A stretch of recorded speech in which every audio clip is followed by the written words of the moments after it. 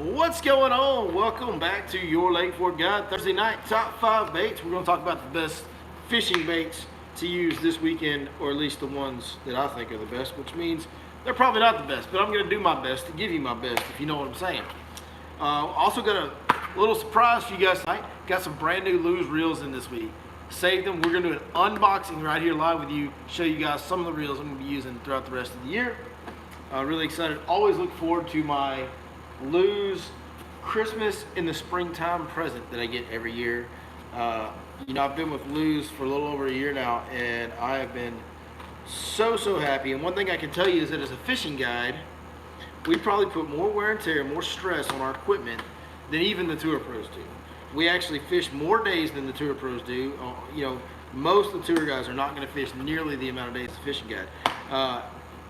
Full-time fishing guide that's year-round, getting after it, staying pretty fully booked, is going to fish anywhere from 200 to 300 days a year. I'm not fishing as many days now as I used to. I have a little more off-the-water obligations than I used to as my business has grown. But I know for a couple of years there, I spent really close to 300 days a year on the water, with 3 people using my, 2 to 3 people using my equipment every day. So it's like, not only am I the one person that's spending more time on the water than even the tour level guys are, but then I got 3 of me using that as far as the equipment abuse that goes on. So fishing guides, bass fishing guides, put their gear to a tougher test than anybody else in the world of bass fishing. There's no doubt about that. And that being said, long story, really just wasting some time while my clumsy behind tries to unbox these reel boxes. They're well packed. You might say you gotta worry about them getting damaged or something like that. That being said, my Lews reels that I've had for over a year now, I haven't had any failures on any of them. None of them have broken down on me. None of them have required any maintenance, any service, nothing like that. I have just tied them on there, beat the brakes off of them, and they have all held up, and they all still cast really good. They're all really still effective. Some of them have some wear and tear as far as like road rash or carpet rash or just hand rubbing. Has made some of the finishes look a little rough on them, but as far as the functionality of the reels, they're all just top notch. You guys are awesome, man. Bunch y'all in here already. Do me a favor, start hitting them thumbs, likes. Start dropping in comments. Let's get a bunch of folks in here tonight. We want to talk to a bunch of people about these Lews reels, and the fishing has been really good this week. Fishing's been good, and it's been good most days this week. And it should continue to get better. It's an awesome time. We're starting to be able to catch them kind of a little bit of however we want to most days. So we're going to go in depth on that. We're going to talk about the baits we're using. We're dialing in some really precise stuff. We're going to give you guys some good baits tonight that I feel confident if you take these baits out this weekend, you will absolutely get some bites on them. So that being said, let's show y'all some Lews reels. Let's see what we got here. Oh, look here. The first one I grabbed is the big dog. The big Super Duty G LFS, Super Duty LFS G, or Super Duty G LFS. I guess I can let you guys see the box first. There's the box. Well, it's backwards because the phone's inverted for the phone camera. But anyways, here's my Lews Super Duty LFS G. This has a very deep spool. This thing holds a ton of line. I actually throw like big swim baits on here and deep crankbaits, things that you can throw 10 miles out into the water, and I never have to worry about line running low. Super smooth reel, as you can see. This thing is awesome. I mean, it's a little bit heavier, but if you want a super tough reel that can handle the big jobs, what old Swindle's saying, that lily pad video, he'll get that on them big jobs. If you know the Swindle stuff, you know what I'm talking about. This reel right here will handle your big jobs. You want to punch grass, something like that, this is a banger, dude. This thing is amazing for really high stress environment type of fishing techniques. So can't wait to get, I've already got some of those, gonna get a couple more of those rigged up. See what's in the next box. Hey, it's another one that I've had some of for the last year. This is another reel that I've been super ecstatically happy with. The one knock on this reel is it doesn't have the line capacity that I wish it had. This is the Lews Hyper Mag. This is first it looks sick. Like, wait till you see this thing, it looks amazing. So it comes out of the box, it's got the all chrome and black finish. Just looks clean as a whistle, as you might say. Lews Hyper Mag, great looking reel. This is one of the smoothest casting reels you'll ever find on the market. This thing will take a weightless wacky worm and sling it half a mile across the cove. The one knock on this reel, not a big line capacity reel. So I like using this for a lot of my shallow water techniques. I like using it for sight fishing, flipping Texas rigs. Also like using it for weightless plastics, top water baits, stuff like that. Really like using my Hyper Mag for my lighter baits and stuff that I'm fishing in shallower water. I don't really like using it too much for a lot of my deep water techniques, simply because I'm making super long casts on most of my deep water techniques, and the line capacity can be somewhat of an issue on this one. But if you want a reel that looks clean, cast smooth, that can get all your shallow water stuff done, the Hyper Mag is a banger. Isn't that what you kids say? It's a banger? Something like that? Man, I hope y'all are dropping some comments. I'm going to catch up on the comments here in just uno minuto. Then the next one that I got, this is a new one that I didn't have last year. I'm trying out a new model this year. So I don't really have a good review for you guys on this one yet, because I haven't gotten to use it yet. This is the new Lews, Team Lews Light Speed Spool LFS. It's another silver reel. I like those silver reels. I really do. Silver with a little gold trim in this one. A little touch of clash, you might say. Cork handles. Look at here. Look at here. Look at here. I don't know. I haven't used this one yet. It looks good. It's really light. The one thing about this Hyper Mag and this light speed spool, these are extremely light reels. Like, I know the Hyper Mag weighs 5.7 ounces. I'm not sure exactly what this one weighs, but it's pretty, like, they're pretty close. Like, they're both very, very light reels.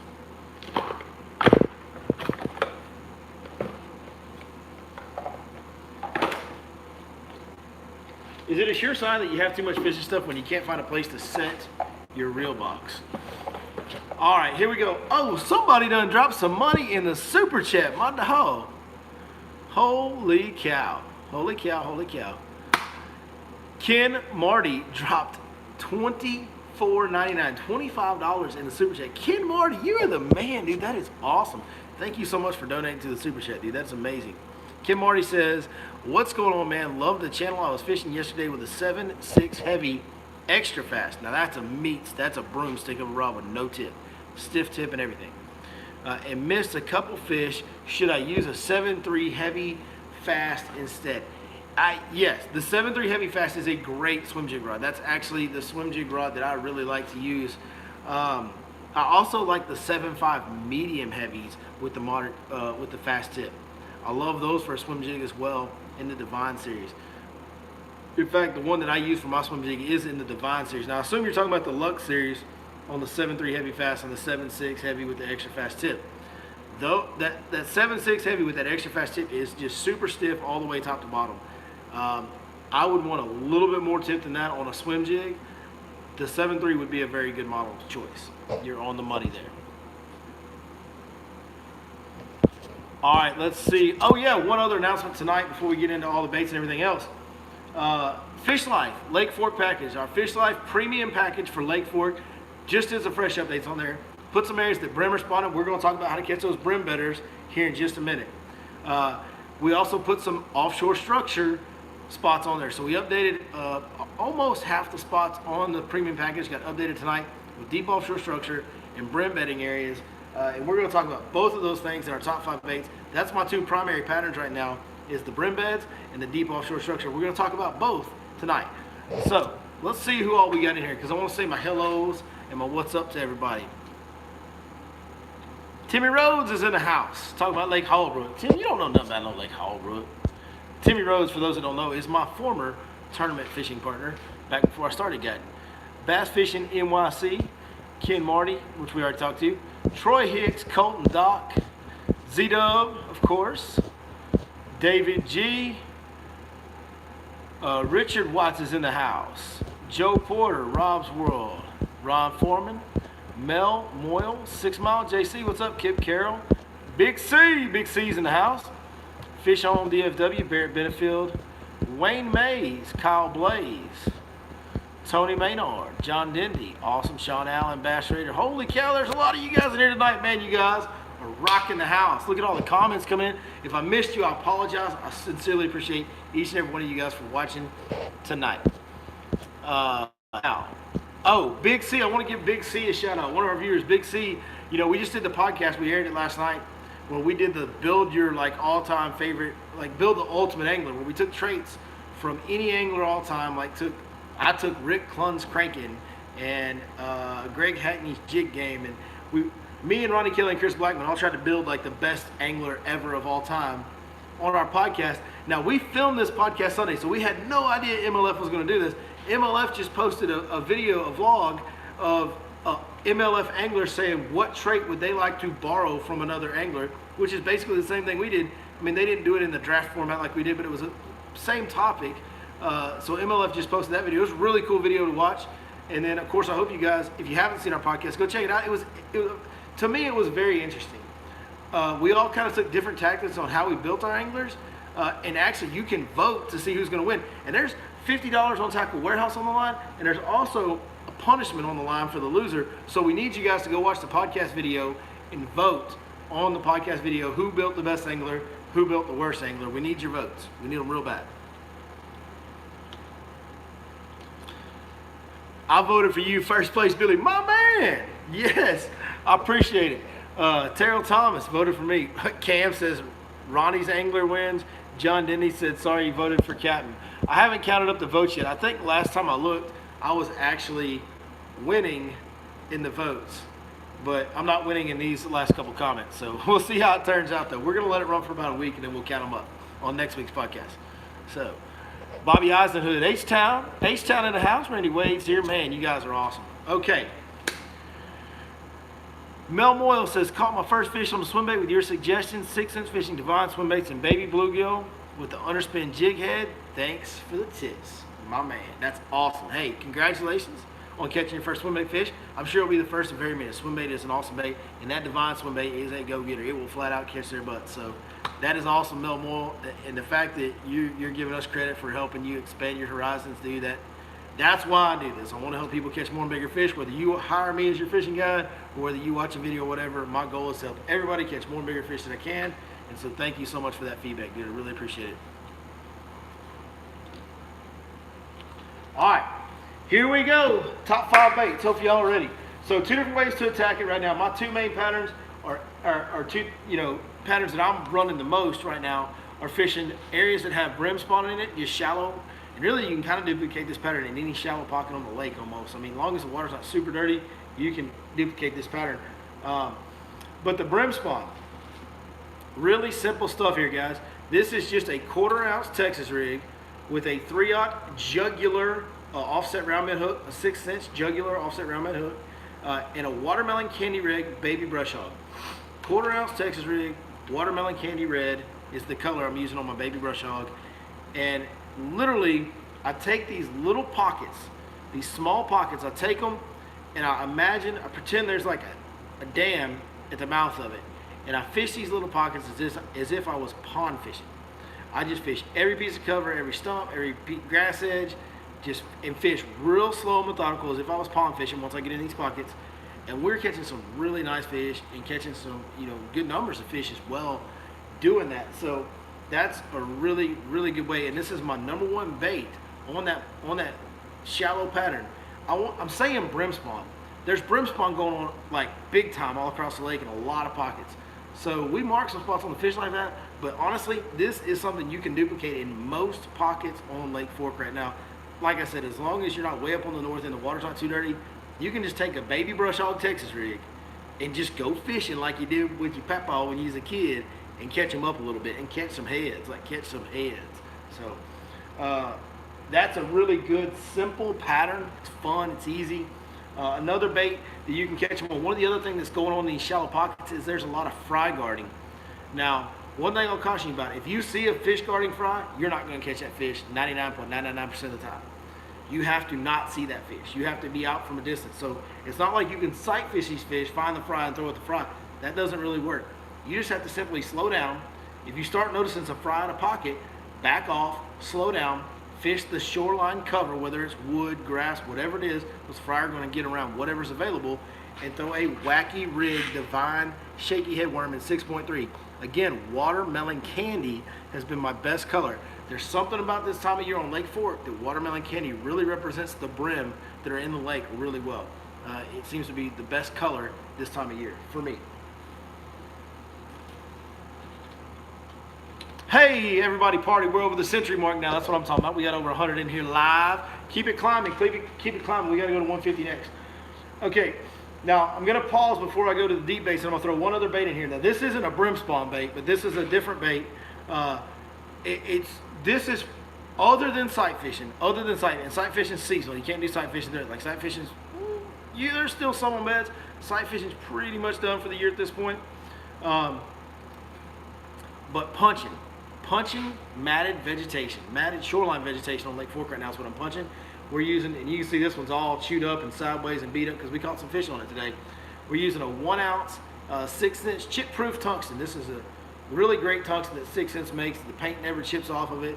Very durable, lasts forever. And we're throwing prawn, okay? We're throwing a prawn in green pumpkin blue flake, and we're throwing it on the big 5/0 ox flipping hook from 6 cents as well. So this is all, everything you see here is 6 cents fishing. This is an ox flipping hook 5/0.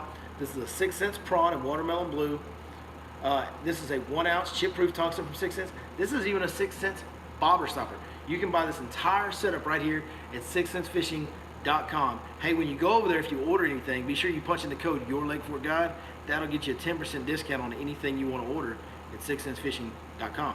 So we are finding the flooded shoreline vegetation that has, at least a couple feet of water under it, 1.5 to 2 foot of water under the mat. Like you have that much depth on the edge of the mat, you can catch some fish punching. It's a fun way to fish. It's hand-to-hand combat. It's intense, big hook sets. Trying to fight those fish out of that big cover is a lot of fun.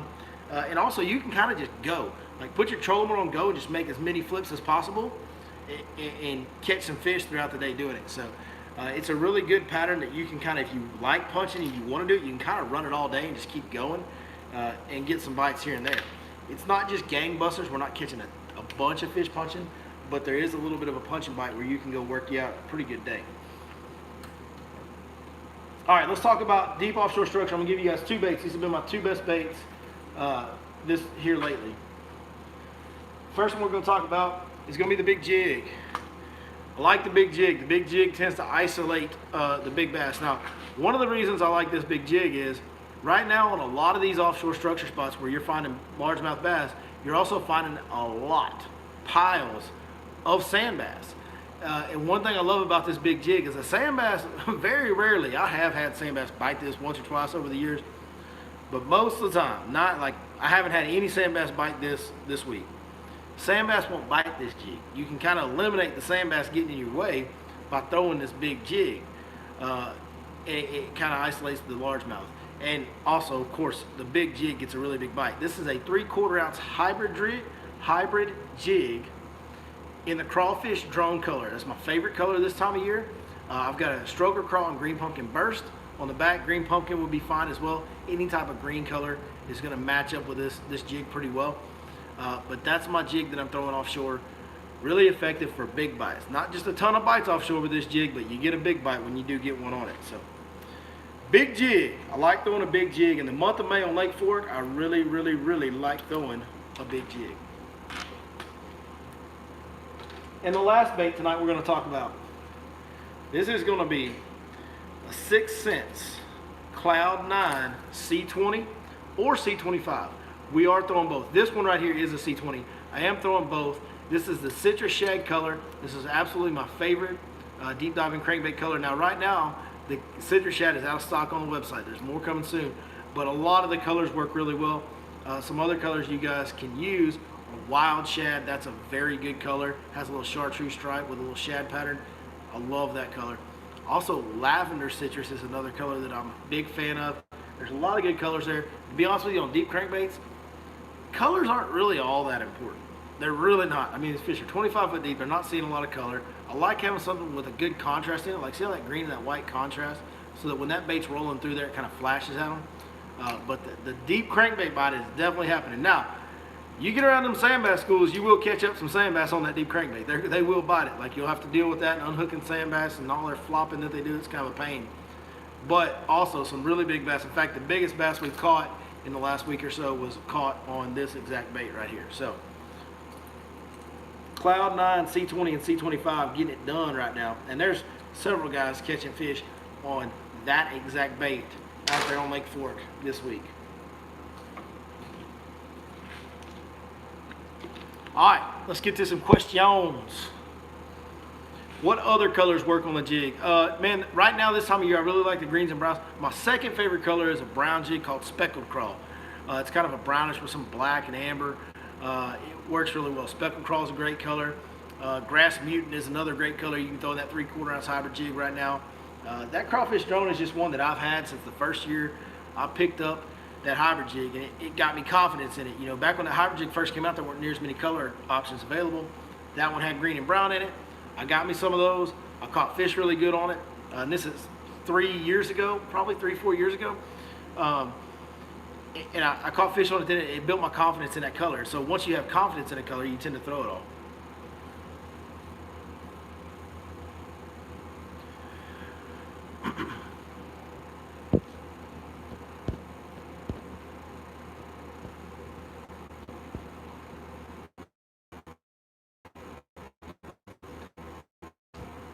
All right, I'm going to start answering as many questions as I can here.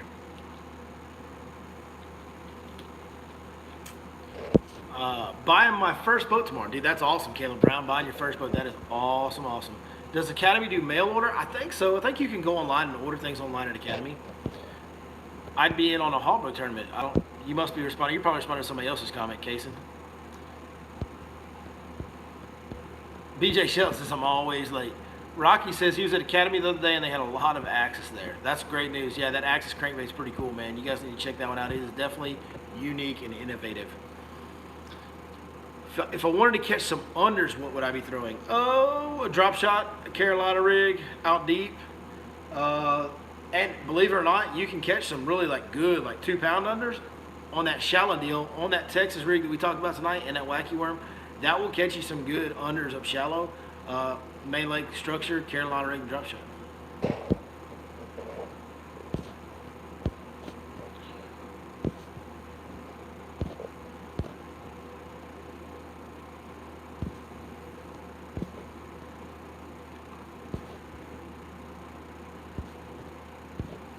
Missouri says, what's up? What's up, Gary Freymiller? What's up from Missouri, man? That's awesome.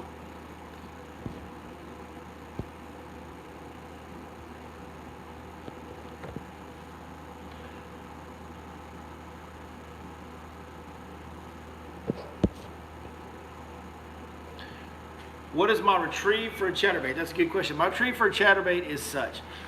A, I'm going to point the rod kind of straight out. So that's an important aspect here. So I'm going to hold that rod kind of at an out to slightly upward angle, straight out in front of me.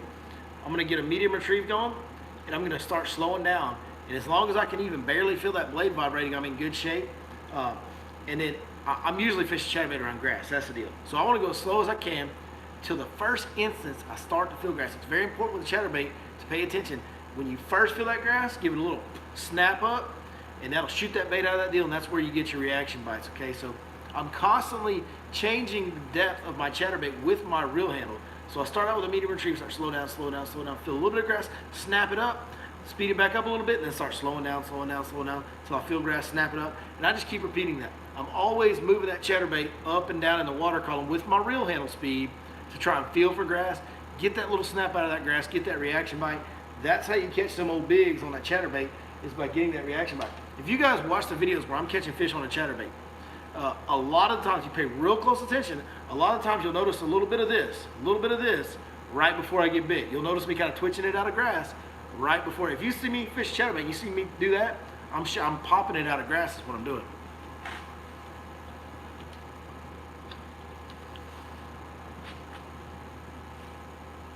Do I ever dip my brush hogs with chartreuse garlic dip? Yeah, you know, I honestly kind of do quite a bit.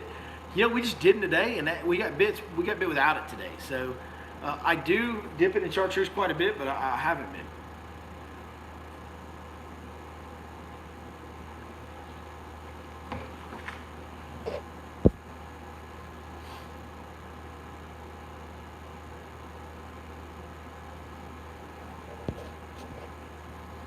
So we had mentioned something about doing a Your Lake 4 Guide tournament for the viewers. back in the wintertime, and then this spring, you know, everything, the crap hit the fan, so to speak. Like there wasn't any tournaments and everything was crazy. We could possibly try to organize a summer tournament. You guys drop comments right now and let me know who would be in on a summertime tournament for all the Your Lake Fork Guide viewers, just anybody who wants to come, really. And what we would do is have a Your Lake Fork Guide tournament somewhere around here, maybe Lake Fork, maybe not, because that slot limit kind of sucks for stringer tournaments, honestly.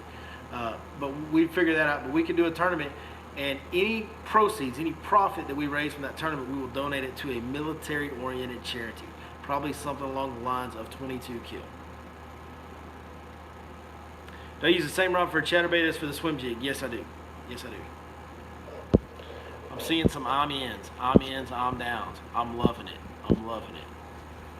All right, what I want you guys to do next is I want you to comment and give me your suggestion for what entry fee you would like to see for a team tournament. So this is you and a partner can split the fee. But let me know what you think the entry fee should be on something like this, because I want you guys' feedback on how much money y'all would want to spend to enter a tournament like this, knowing that the proceeds are going to a military-oriented charity. $100? $100 is kind of what I'm thinking. See $200 responses, that's good. 100 a team, 100 a team, lots of 100 a team. Somebody said Lake Glaywater. I don't think Lake Glaywater would be quite big enough for this, to be honest with you. I think we'd get a pretty good turnout. So.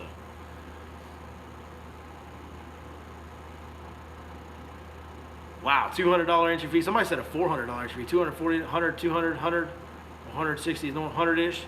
I think 100 would be good. I like 100. I want to keep as many people involved as possible, so I think $100 a boat would be a good deal.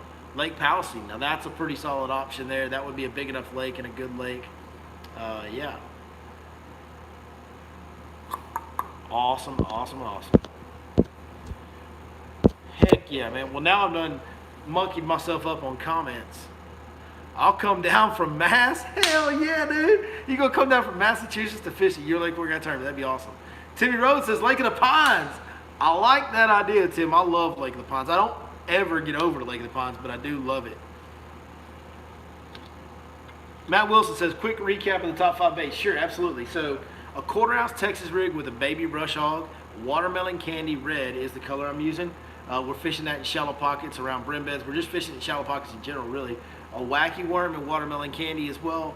We've got a punching rig, a little bit of punching bite going on. So we've got a 1 ounce weight and a 6-inch prawn on my punching rig. That's all my shallow baits. And then out deep, my 2 best baits out deep this week were a big jig, a big 3/4 ounce jig in crawfish drone color, and I'm throwing the big crankbait C20, C25 Cloud 9 series in citrus shad. That's your recap, pods. I second the pines. They're chomping out there. Somebody says fork. $100. Braden King, we're not allowed to say the G word on here, man. Delete that comment, fool. DFW, Fish on DFW wants us to come to DFW. I don't really like crowds and people. I don't know, man. I don't know about all that. That's too much traffic. I hate towing my boat to DFW. Hate it. Am I pegging the Texas rig? I am pegging the Texas rig. Zach, you don't say the G word either, man. What are you doing? Golly, I swear. Somebody's saying the G word on here. Y'all quit saying the G word. What rod am I throwing the C20 on? So I have 2 rods that I'll throw it on. And honestly, when you get in a guide boat and you got multiple people throwing baits, sometimes you don't have enough of the exact rod. I do like throwing the big crankbaits on the 7/8 heavy Divine Series rod. But this right here is the other rod that I throw. Actually, this is, never mind. This is a one-off of a prototype rod that never got made. So you can't have this one. But this is a 7/11 heavy with a moderate fast tip. Now 6 cents in the Lux series does have an 8-foot heavy with a moderate fast tip that I also throw it on. But one thing about this rod I like, it doesn't have the normal Lux handle. For throwing a big crankbait, I like these big handles. This has like the Divine Series handles on a Lux blank in a 7/11 heavy with a moderate fast. This is kind of a custom job, you might say, for cranking. So I like something really long, heavy action, a little bit of tip's not bad. Even the 7/8 heavy Divine Series doesn't even have tip. I don't mind throwing these big crankbaits with these big giant treble hooks on really heavy action rods with stiff tips, because to be honest with you, I'll kind of horse them to the boat. When I've got that big treble hook, I'll kind of horse them to the boat a little bit.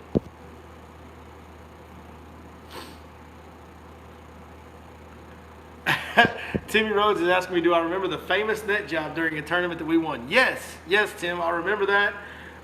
So quick story time. We'll chase this tiger and then we'll start wrapping it up. So me and Tim Rhodes are fishing a tournament on Lake Holbrook, which is probably why he keeps wanting us to fish Lake Holbrook. But we're fishing a tournament on Lake Holbrook. It's March. We're sight fishing. We caught a few fish that morning. We had 3 or 4 in the live well. Just solid keepers, nothing big. Then we go to this bed, and I work this 4.5 pound male for quite some time, probably about an hour. Catch the male. After we catch the male, all of a sudden we're fixing to leave the bed. This giant shows up. Huge female shows up. So now we're locked in. We sit on her for another hour and a half. I think we were on this bed for 2.5 hours total. Sit on her for another hour and a half. Tim finally gets this fish to bite. Okay, finally gets this fish to bite. And side note, we're power pole down. We're not even power pole down because we didn't have power poles back then. But we're like wedged into some cattails, like island cattails, isolated cattail clumps. So our boat is like amongst some of the nastiest, gnarliest, thickest cover. There's grass, there's big stumps. Like, it's nasty. As far as Holbrook's like a clean lake. We found the one spot that's like super heavy, dense cover. And this is where Tim decides to hook a 9-pounder. He's bringing it to the boat.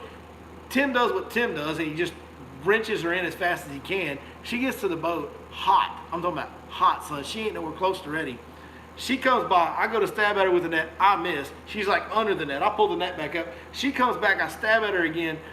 I missed her 3 times. And this fish is thrashing water. And Tim's got his big rod, and he's holding on to her. And she's going crazy. She is going absolutely bonkers beside the boat, throwing splashing water, throwing grass all over us. And finally, after 3 or 4 tries, I get the fish in the net. And yes, me and Tim were happy, and I think we did slap high fives. But we also looked at each other like, Billy Lawson, you're a freaking idiot, and you really suck at netting fish. So that was not my finest moment on the net pole. But all that really matters is we got that 9-pounder in. We culled a couple of our smaller fish later in the day, and we won that tournament. So that's what really matters. We won the tournament, Tim. That's all that matters. Why you got to bring up old stuff, dog?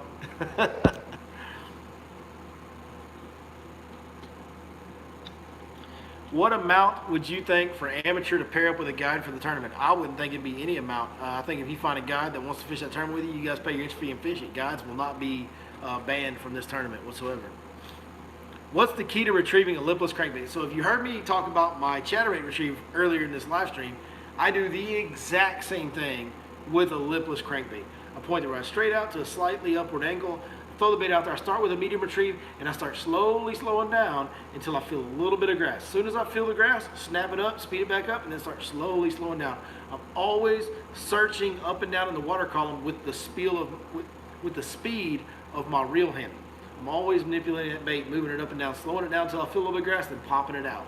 And the big key on both, like I said earlier, this is the most important part that I see people monkey up on. They're not paying enough attention, and that bait gets bogged down that grass before they go to snap it, and then it won't snap out. And then they can rip it out. Well, you don't get bites when you do that. You get bites when you're reeling, snap, just a little snap. You make that bait go, and just a little subtle pop out of there. That's when you get your bites on lipless crankbaits and chatterbaits. That's when you get your biggest bites, your reaction bites. That's when you're really going to make hay on those baits.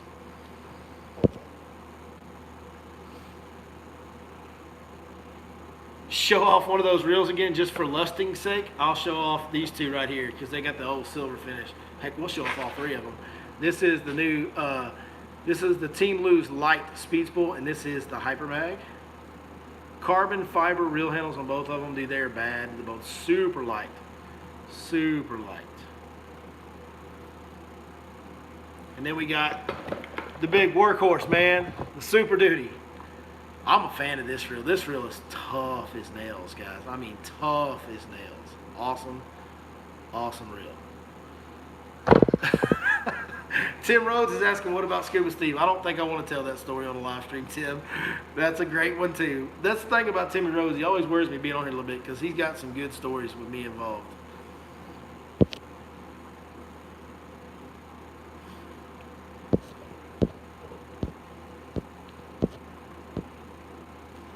Do I pop my swim jig or steady retrieve or hop it? Most of the time I steady retrieve it, but I do that little shaking deal, but that's when I want to slow it way down and keep it up in the water column. The only time that I do this shaking deal that you see some of those pros do is when I'm trying to really make that swim jig move through an area real slow, but keep it up high in the water column and keep it still moving. You can go really slow when you start shaking it like that.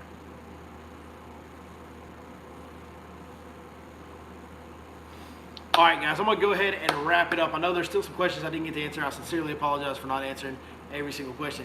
That's y'all's fault. And it's y'all's fault because you guys are freaking awesome, man. Y'all have racked in the questions tonight. I really appreciate it more than I can ever express, man. You guys, the support that y'all show us and continue to support us, to show us is just unbelievable. Every day at the lake, people come up and say hello to me and talk to me, and a lot of times they're saying thank you for the content. Man, all I can say is thank y'all. I mean, thank y'all for watching the content, and thank y'all for supporting us and helping me build my business and my dream job and my dream industry, and allowing me to live my dream every day. I owe it all to you guys, and I will keep trying to help as much as I can. I promise you that. I'm a man of kind of limited means. I'm super busy all the time right now, but I'll do everything that I can to help you guys. So thank y'all, and we'll see you next time right here. Your Lake Fork Guide.